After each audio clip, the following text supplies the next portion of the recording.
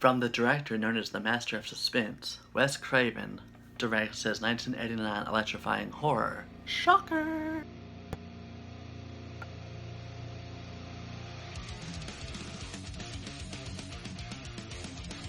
You all bear witness to the execution of Horace Pinker after justice is being served.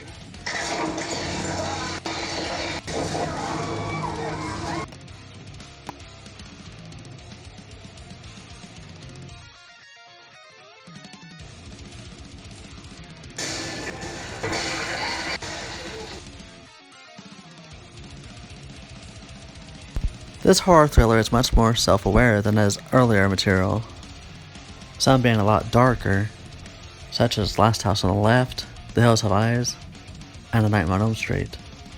As for this late 80s film, it's much more comedic than scary, making more of a parody of itself.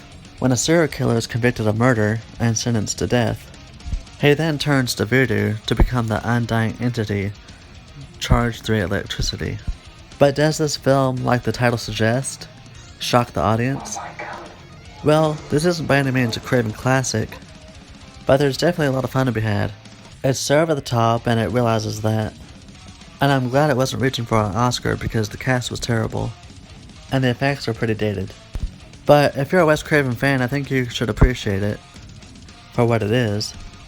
It's an extremely gimmicky satire that I'm sure Wes Craven definitely just loved hamming it up. But the dark comedy approach may just be the film's best quality, and the director's ongoing style since.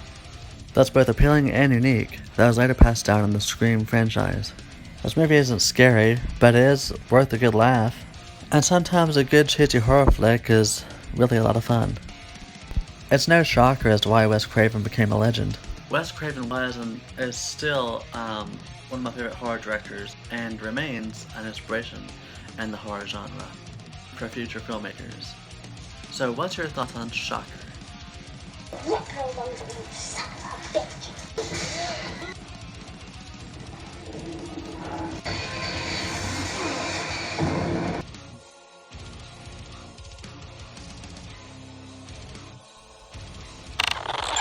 Thank you for watching and please subscribe.